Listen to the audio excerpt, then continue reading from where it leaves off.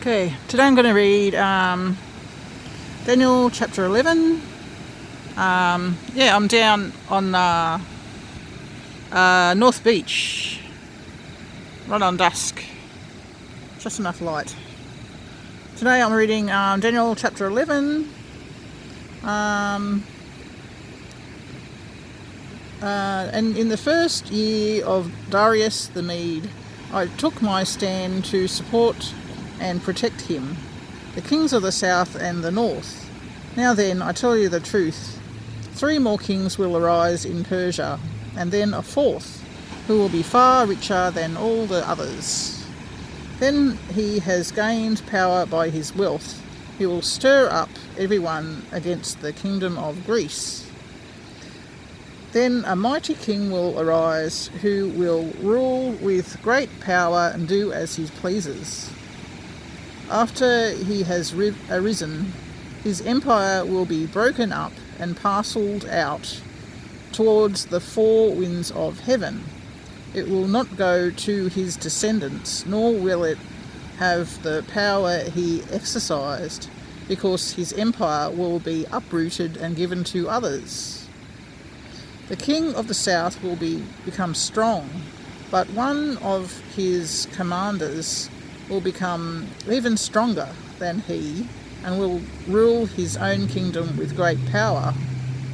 After some years, they will become allies. The daughter of the king of the south will go to the king of the north to make an alliance, but she will not retain her power, and his power will not last.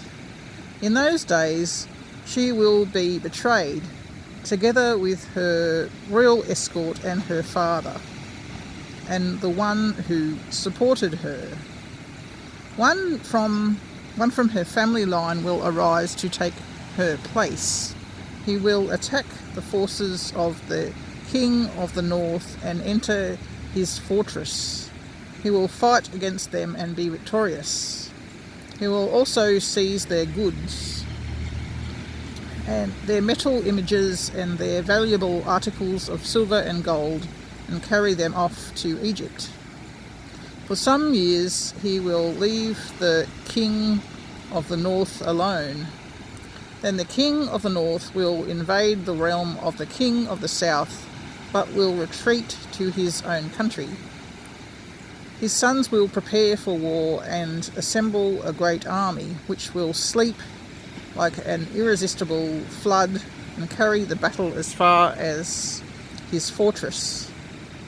Then the king of the south will march out in a rage and fight against the king of the north, who will raise a large army, but it will be defeated. When the army is carried off, the king of the south will be filled with pride and will slaughter many thousands, yet he will not remain triumphant. The king of the north will muster another army larger than the first, and after several years he will advance with a huge army fully equipped. In those times many will rise against the king of the south. Those who are violent among your own people will rebel in fulfillment of the vision, but without success. Then the king of the north will come and build up siege ramps and will capture a fortified city. The forces of the south will be powerless to resist. Even their best troops will not have the strength to stand against him. He will establish himself in the beautiful land and will have the power to destroy it. He will determine to come with the might of his entire kingdom and will make an alliance with the king of the south. And he will give him a daughter in marriage in order to overthrow the kingdom, but his plans will not succeed to help him. Then he will turn his attention to the coastlands and take many of them, but a commander will put an end to his insolence and will turn his insolence back on him. After this, he will turn back toward the fortresses of his own country, but will stumble and fall to be seen no more. His successor will send out a tax collector to maintain the royal splendour. In a few years, however, he will be destroyed, yet not in anger or in battle. He will be succeeded by a contemptible person who has not been given the honour of royalty. He will invade the kingdom when its people feel secure, and he will seize it through intrigue. Then an overwhelming army will be swept away before him. Both it and a prince of the covenant will be destroyed. After coming to an agreement with him, he will act deceitfully, and with only a few people he will rise to power. When the richest provinces feel secure, he will invade them and will achieve what neither his fathers nor his forefathers did. He will distribute plunder, loot and wealth among his followers. He will plot the overthrow of fortresses, but only for a time. With a large army, he will stir up his strength and courage against the king of the south. The king of the south will wage war with a large and very powerful army, but he will not be able to stand because of the plots devised against him. Those who eat from the king's provisions will try to destroy him. His army will be swept away, many will fall in battle. The two kings, with their hearts bent on evil, will sit at the same table and lie to each other, but to no avail, because an end will still come at the appointed time. The king of the north will return to his own country with great wealth, but his heart will be set against the holy covenant. He will take action against it and then return to his own country. At the appointed time he will invade the south again, but this time the outcome will be different from what it was before. Ships of the western coastlands will oppose him, and he will lose heart. And he will turn back and vent his fury against the holy covenant. He will return and show favour to those who forsake the holy covenant. His armed forces will rise up to desecrate the temple fortress and will abolish the daily sacrifice. Then they will set up an abomination that causes desolation. With flattery he will corrupt those who have violated the covenant, but the people who know their God will firmly resist him. Those who are wise will instruct many, though for a time they will fall by the sword, or be burned, or captured, or plundered.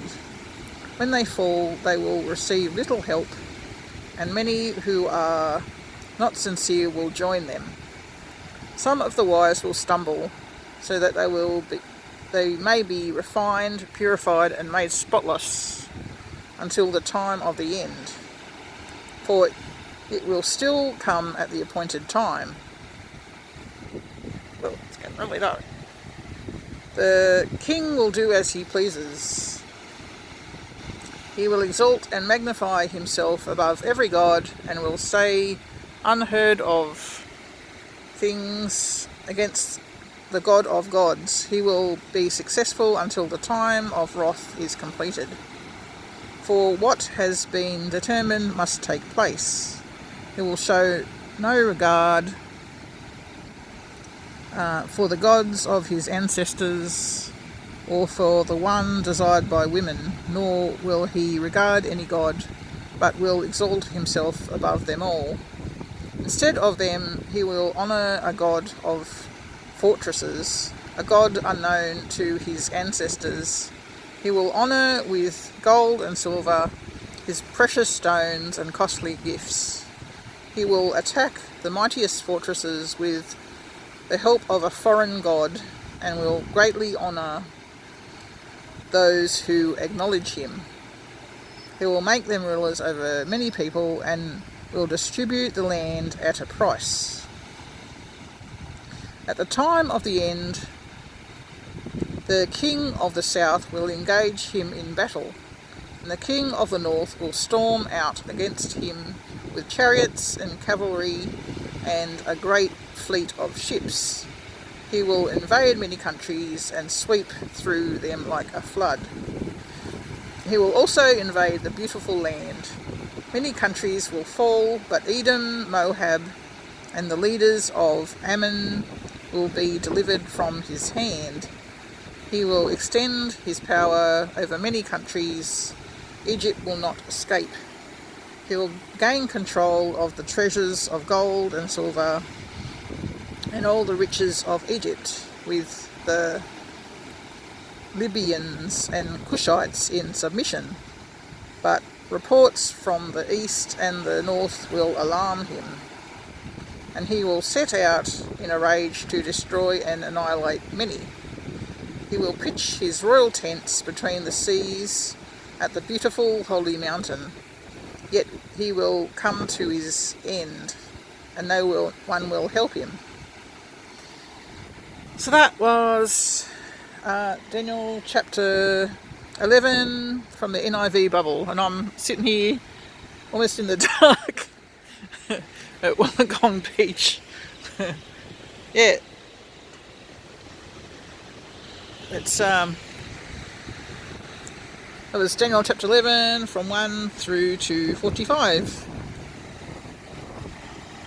in Wollongong, New South Wales, Australia. God bless you, folks. That was a long one.